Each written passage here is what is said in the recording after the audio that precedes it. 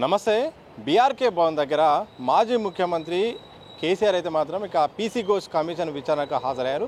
ఆ హాజరైన కార్యక్రమంలో భాగంగా బయట కేటీఆర్ మాత్రం సీఎం రేవంత్ రెడ్డిని టార్గెట్ చేసి మాత్రం తీవ్రమైన వ్యాఖ్యలు కూడా చేశారు.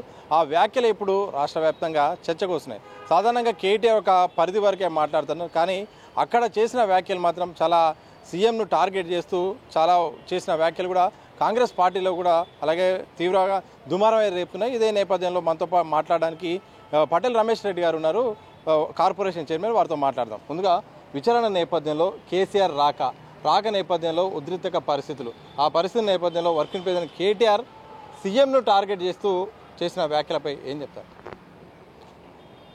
మరి కేటీఆర్ గారు ఎందుకు ఆ విధంగా మాట్లాడిండు అనేది మాకు కూడా అర్థం కావట్లేదు. ఎందుకంటే కాళేశ్వరానికి సంబంధించి ఒక విచారణ కమిషను సంబంధిస్తే దాని విచారణ నిమిత్తం కేసీఆర్ గారు రావటం ప్రజాస్వామ్య వ్యవస్థలో ఇది సాధారణమైన విషయం.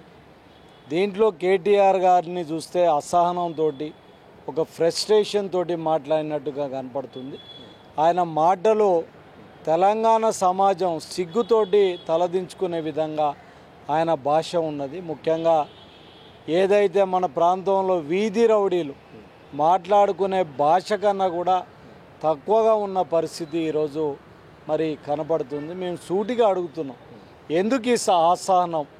నిజంగా మీరు కనుక ఎలాంటి తప్పు చేయకపోతే ఏదైతే కమిషన్ వేసిండ్రో దాంట్లో కూడా ఏమీ తప్పు లేదని నిర్ధారణ చేసుకునే అవకాశం ఉండి కూడా ఈరోజు రేవంత్ రెడ్డి గారు టార్గెట్ చేసుకొని మరి అనాగరికమైన భాషలో తిట్టడాన్ని మేము తీవ్రంగా ఖండిస్తున్నాం.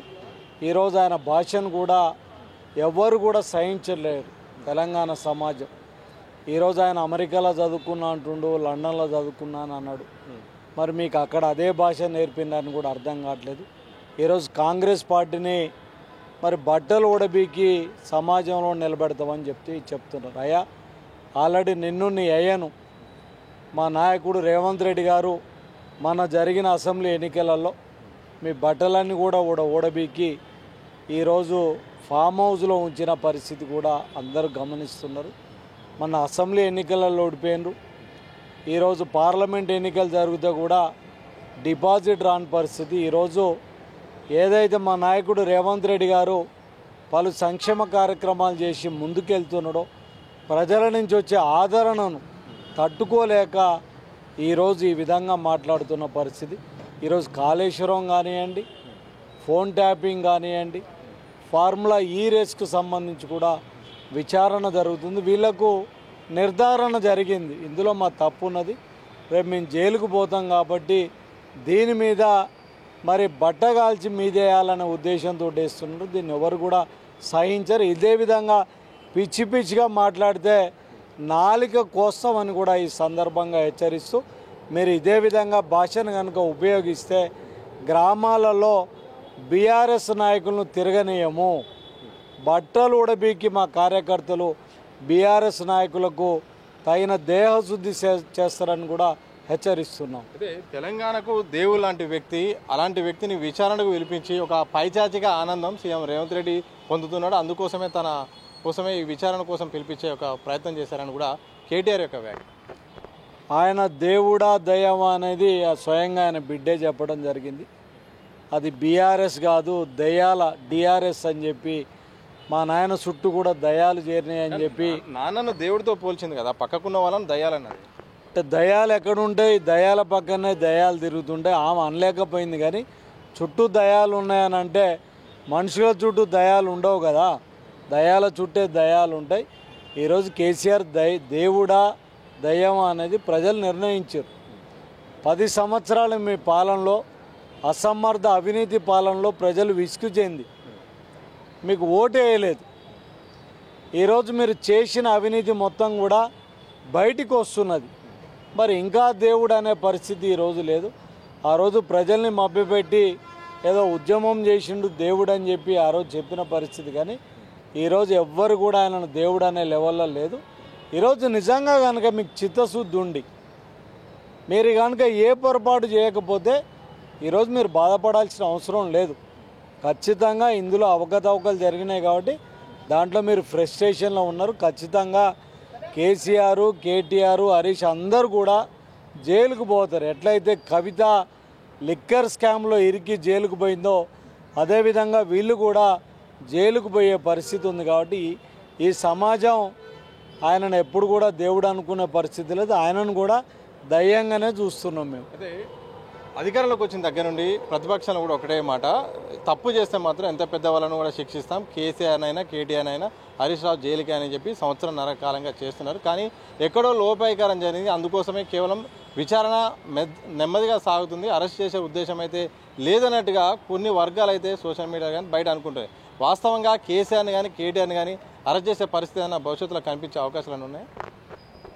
ఖచ్చితంగా అందులో ఎలాంటి అనుమానం లేదు. ఎందుకంటే ఈరోజు టీఆర్ఎస్ కాంగ్రెస్ అనేది ఇక్కడ మరి ప్రతిపక్షం కానివ్వండి, అధికార పక్షానికి సంబంధించిన పార్టీలు మేము ఎవ్వరం కూడా కాంప్రమైజ్ కావాల్సిన అవసరం లేదు. అందులో రేవంత్ రెడ్డి గారు ఈరోజు మనం పత్రికలలో చూస్తే కూడా ఆమె కవితమ్మ కాంగ్రెస్లోకి వచ్చే పరిస్థితిని కూడా ఆయన ఏ పరిస్థితులలో కూడా ఆయనను కానీ ఆయన కుటుంబ సభ్యులను కానీ కాంగ్రెస్ పార్టీలకు రానిచ్చేది లేదు. వాళ్ళ నీడ కూడా పడే పరిస్థితి ఉంది.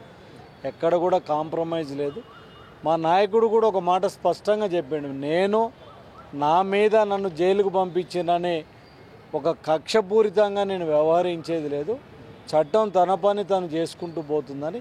ఈరోజు విచారణ కూడా చివరి దశలో ఉంది. అన్ని విచారణలు కూడా చివరి దశలో ఉన్నది. తప్పని తేలితే ఖచ్చితంగా ఇంట్లో ఎలాంటి రాజీ లేదు, ఖచ్చితంగా జైలుకు పోవాల్సిందే, విచారణ ఎదుర్కోవాల్సిందే, అలా ఎలాంటి అనుమానం కూడా లేదు. చివరిగా చెప్పండి, నా కేసీఆర్ విచారణలో మాట్లాడుతూ నేను కాళేశ్వరం విషయంలో ఒక రాజకీయ నాయకులుగా మేము ఒక ఇలా ఉండాలి డిజైన్ ఒక నిర్ణయం తీసుకుంటాం తప్ప దాన్ని అమలు చేసే బాధ్యత పూర్తి స్థాయిలో అధికారులకే ఉంటుంది, అధికారులదే మొత్తం సాంకేతికంగా వాళ్ళ చేతిలో ఉంటుంది, మాకు ఎలాంటి సంబంధం లేదన్న మాట చెప్పింది. మరి దానికే ఏం చెప్పారు? మరి ఇది ఎంతవరకు వాస్తవం అనేది మీరే చెప్పాలి. మరి ఆ రోజు కాళేశ్వరం కట్టే రోజే నేనే ఇంజనీర్ని, నేనే బ్రహ్మాండమైన ఈ దేశంలో పెద్ద ఇంజనీర్ని, నేనే మొత్తం బొట్టును రక్తాన్ని ఒక దగ్గర చేర్చి ఈ ప్రాజెక్టును తయారు చేసిన, ఇలా ఎవరిది లేదని చెప్పి ఆ రోజు చెప్పిండు. ఈరోజే ఇంజనీర్లు అంటున్నారు. ఏదైనా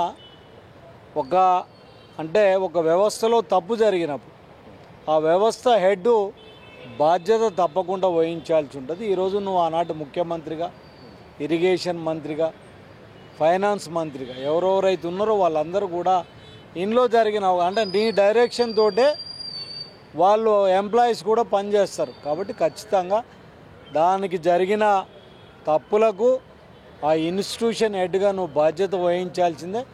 ఇవాళ ఏదో నువ్వు నాది తప్పు లేదని అంటే ఒప్పుకునే పరిస్థితి లేదు. ఖచ్చితంగా కేసీఆర్ గారు తప్పు ఉన్నట్టయితే విచారణలో తేలితే తప్పకుండా తగిన మూల్యం చెల్లించుకోవాల్సిన బాధ్యత ఆయన మీద ఉంటుంది. మొత్తానికి కాళేశ్వరం సంబంధించిన విచారణలో భాగంగా కేసీఆర్ అయితే తప్పు చేస్తే మాత్రం తప్పకుండా చట్టం తన పని తాను చేసుకుంటూ పోతుంది. అయితే కేటీఆర్ మాత్రం ఫ్రస్ట్రేషన్లో ఉన్నారు. తప్పు చేసింది కాబట్టి ఆ ఫ్రస్ట్రేషన్లో మాత్రం సీఎం రేవంత్ రెడ్డిపై అలాగే కాంగ్రెస్ సర్కార్పై అయితే మాట్లాడే ప్రయత్నం చేస్తున్నారు. ఇలాగే మాట్లాడితే మాత్రం వదిలిపెట్టేది లేదు. ఇప్పటికైనా తప్పు చేస్తే ఎవరినైనా అరెస్ట్ చేయడానికి అయితే సిద్ధంగా ఉన్నాం. అది హరీష్ రావు అయినా, కేటీఆర్ అయినా, కేసీఆర్ అయినా చట్టం అయితే మాత్రం చాలా స్పష్టంగా ముందడుగేస్తుందని కూడా పటేల్ రమేష్ రెడ్డి గారు స్పష్టం చేసిన సందర్భం చూడవచ్చు. కెనపర్సన్ మసూదంతో సతీష్ దిశ టీవీ, హైదరాబాద్.